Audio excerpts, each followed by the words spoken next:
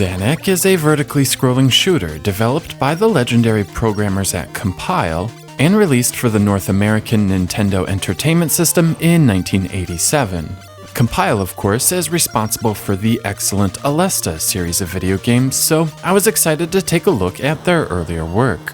Being an early shmup and on the NES, Zanac looks pretty basic with simple backgrounds and small enemies. However, the frame rate is very smooth, and more impressively, this game is fast.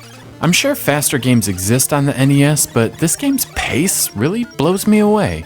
Many things you would see in later Compile titles are featured here.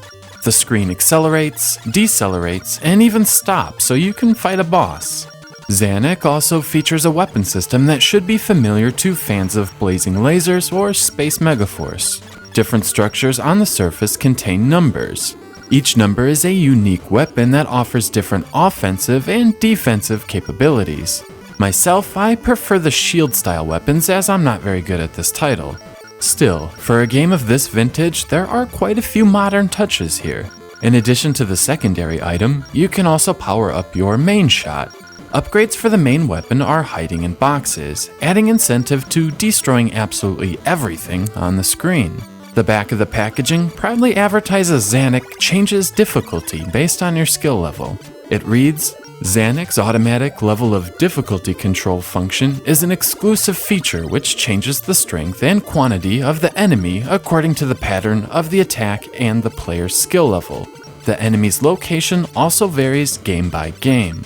If I'm perfectly honest, I didn't notice anything like this at all. Zanac is a brutally difficult experience, and it didn't seem to notice my lack of skill and alter the quantity or quality of the enemies.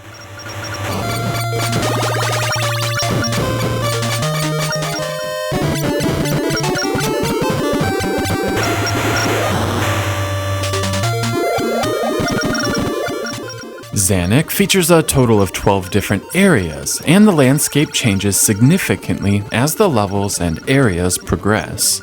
Unfortunately, the game's frantic pace and massive amount of enemies and bullets means most probably won't see this one to completion. While I enjoy playing Zanac and do find it to be a lot of fun, there really isn't any balance here. The game is super challenging right from the start and doesn't really ease you into the action. It also stinks you lose all of your secondary weapons and weapon upgrades when you die. Not only that, there are limited continues, meaning you'll be starting back at the title screen in no time at all. On the positive side, Zanac has a terrific soundtrack.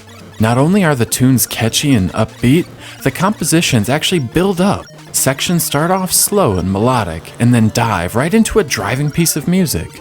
It's fantastic. The other great thing about Zanac are the bosses. Each has different sections that must be taken down. These sections also open and close and can only take damage while open. Again, I find this to be rather impressive for a game of this age.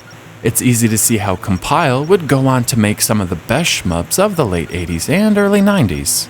At the end of the day, Zanac is a fun little title. It's easy on the eyes with terrific bold colors and insanely fast movement. The soundtrack is also superb and has that classic 8-bit NES sound that has withstood the test of time. I do find the gameplay a bit unbalanced and unrefined, but there is still plenty of fun to be had. 3 out of 5.